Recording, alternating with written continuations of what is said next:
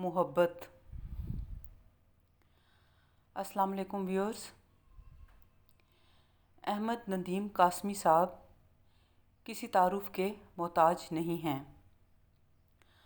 وہ ایک عظیم ادبی شخصیت تھے۔ ان کی گراں قدر ادبی خدمات ہیں جو کہ اردو ادب میں ہمیشہ یاد رکھی جائیں گی۔ احمد ندیم قاسمی صاحب کا مقام نہ صرف ادبی حوالے سے بہت بلند ہے بلکہ بحیثیت انسان بھی آپ دوسروں کے لیے بے حد فیاض اور محبت کرنے والے تھے۔ چند دن پہلے میں یوٹیوب پہ ان کا انٹرویو دیکھ رہی تھی۔ یہ انٹرویو ان سے نعیم بخاری صاحب لے رہے تھے اور یہ دور پی ٹی وی کے اولین دنوں کا تھا۔ نعیم بخاری صاحب نے پوچھا کہ آپ کی نظر میں زندگی کا مفہوم کیا ہے؟ احمد ندیم قاسمی صاحب نے فرمایا، زندگی کا مفہوم ہے محبت۔ انسانوں کی برادری میں اگر محبت کا جذبہ پیدا ہو جائے اور ان کے دل و دماغ میں مجذن ہو جائے تو پوری دنیا کی کشیدگیاں ختم ہو سکتی ہیں۔ یہ محض خواب نہیں ہے، اس لیے کہ ہمارے سامنے ہمارے رسول کریم صلی اللہ علیہ وآلہ وسلم کی حیات مقدسہ کا دور اور اس کے بعد کے چند برس بطور مثال کے پیش کیے جا سکتے ہیں۔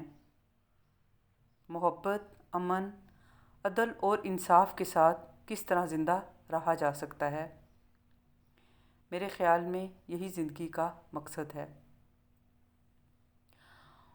ان کی اس بات نے میرے دل کو بے حد متاثر کیا۔ بلا شبہ محبت کا جذبہ زندگی کے تپتے ہوئے صحرا میں نخلستان کی حیثیت رکھتا ہے۔ اللہ تعالیٰ نے فرمایا ہے کہ زمانے کو برا نہ کہو، میں ہی زمانہ ہوں۔ اگر ہم غور کریں تو اہل عرب طلوع اسلام کے وقت بے حد برائیوں اور معاشرتی کجیوں کا شکار تھے، لیکن نبی کریم صلی اللہ علیہ وآلہ وسلم کی محبت اور رحمت کے نتیجے میں چند برسوں کے اندر ہی عرب معاشرے کی حالت بدل کر رہ گئی۔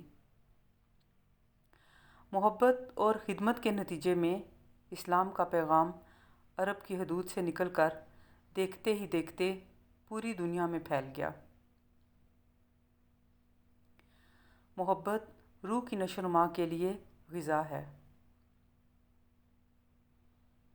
ارشاد باری تعالیٰ ہے، الخلق عیال اللہ، مخلوق اللہ تعالیٰ کا کنبہ ہے۔ خالق اپنی محبت سے پہلے اپنے قرب کے متلاشیوں کے دلوں میں اپنی مخلوق کی محبت ڈالتا ہے۔ اس سٹیج پر ولی کے دل میں اللہ تعالیٰ کی مخلوق کے لیے بے پناہ محبت اور خدمت کا جذبہ پیدا کر دیا جاتا ہے، حتیٰ کہ وہ اپنی ذات سے بھی زیادہ ان سے محبت محسوس کرتا ہے اور ان کی بہتری کے لیے بے تاب رہتا ہے۔ دوسری جانب اللہ تعالیٰ اس مقام پر اپنی مخلوق کے دلوں میں بھی اپنے ولی کے لیے محبت ڈال دیتا ہے اور اس کی خدمت کرنا انہیں محبوب ہو جاتا ہے۔ وہ جدھر سے گزرتا ہے اس راستے کے فرشتے، چرند پرند، نباتات اور دیگر مرئی اور غیر مرئی مخلوق ما سوائے شیاطین کے اسے ادب کے ساتھ سلام کہتی ہیں۔ ان عالی مقامات پر بڑی احتیاط کی ضرورت ہے کہ کہیں لوگوں کی خدمت اور محبت ولی کے دل میں غرور کے جذبات نہ پیدا کر دے۔ شیاطین کی ہر حال میں یہی کوشش ہوگی کہ کبر میں گرفتار کر کے ولی کو اس کے مقام سے نیچے گرا دیا جائے۔ چونکہ محبت ولایت کی نشانی ہے، اس لیے اگر کسی دعوے دار کے دل میں مخلوق کی نسبت سے کبر، نفرت اور حجاب ہے تو یہ ولایت نہیں بلکہ قباحت ہے۔ واصف علی واصف رحمۃ اللہ علیہ اپنی کتاب دل دریا سمندر میں محبت کے عنوان میں فرماتے ہیں کہ جو ذات شکم مادر میں بچے کی صورت گری کرتی ہے وہی ذات خیال اور احساس کی صورت گر بھی ہے۔ پیدا کرنے والے نے چہروں کو تاثر دینے والا بنایا اور قلوب کو تاثیر قبول کرنے والا۔ ہر چہرہ ایک رینج میں تاثر رکھتا ہے اور اس کے باہر وہ تاثیر نہیں ہوتی۔ آنکھوں کو بینائی عطا فرمانے والا نظاروں کو رانائی عطا فرماتا ہے۔ وہ خود ہی دل پیدا فرماتا ہے، خود ہی دل پر پیدا فرماتا ہے اور خود ہی دل بری کا خالق ہے، بلکہ وہ خود ہی سرِ دلبراں ہے۔ محبت کوشش یا محنت سے حاصل نہیں ہوتی، یہ عطا ہے، یہ نصیب ہے، بلکہ یہ بڑے ہی نصیب کی بات ہے۔ زمین کے سفر میں اگر کوئی چیز آسمانی ہے تو وہ محبت ہی ہے۔ محبت سے آشنا ہونے والا انسان ہر طرف حسن ہی حسن دیکھتا ہے۔ محبت اشتہائے نفس اور تسکین وجود کا نام نہیں، اہل ہوس کی سائیکی اور ہے، اور اہل دل کا انداز فکر اور محبت دو روحوں کی نہ ختم ہونے والی باہمی پرواز ہے۔ عقیدوں اور نظریات سے محبت نہیں ہو سکتی، محبت انسان سے ہوتی ہے۔ اگر پیغمبر صلی اللہ علیہ وآلہ وسلم سے محبت نہ ہو تو خدا سے محبت یا اسلام سے محبت نہیں ہو سکتی۔ یہاں یہ سوال پیدا ہوتا ہے کہ مجاز کیا ہے اور حقیقت کیا ہے؟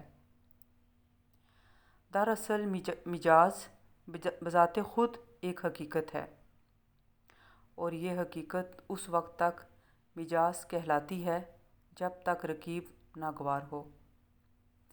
جس محبت میں رقیب قریب اور ہم سفر ہو وہ عشق حقیقی ہے۔ اپنا عشق اپنے محبوب تک ہی محدود رکھا جائے تو مجاز، اور اگر اپنی محبت میں کائنات کو شریک کرنے کی خواہش ہو تو حقیقت۔ رانجھے کا عشق مجاز ہو سکتا ہے لیکن وارث شاہ کا عشق حقیقت ہے۔ عشق حقیقی عشق نور حقیقت ہے۔ یہ نور جہاں سے بھی عیاں ہوگا عشق کے لیے محبوب ہوگا۔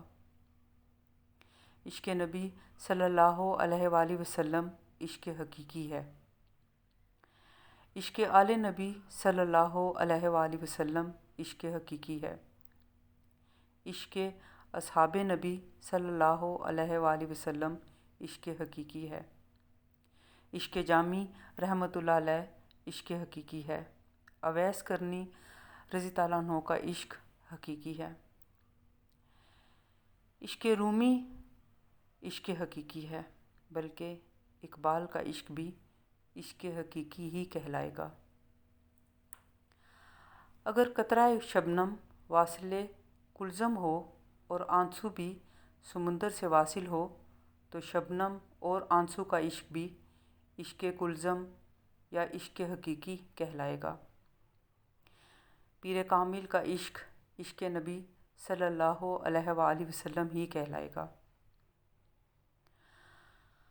حضور اکرم صلی اللہ علیہ وآلہ وسلم کو نور خدا کہا جاتا ہے، اور ولی چونکہ مظہر عشق نبی صلی اللہ علیہ وآلہ وسلم ہوتا ہے اسے مظہر نبی صلی اللہ علیہ وآلہ وسلم یا مظہر نور خدا کہا جا سکتا ہے۔ پیر کامل کو عشق میں صورت ظل الہی کہنا جائز ہے۔ مولانا روم رحمۃ اللہ علیہ نے اس کو یوں کہا ہے: ہر کے پیرو ذات حق را یک ندید، نئے مرید و نئے مرید و نئے مرید۔ بہرحال عشق مجازی کو بوسیلہ شیخ کامل عشق حقیقی بننے میں کوئی دیر نہیں لگتی۔ آپ سب کا بہت شکریہ۔ اللہ حافظ۔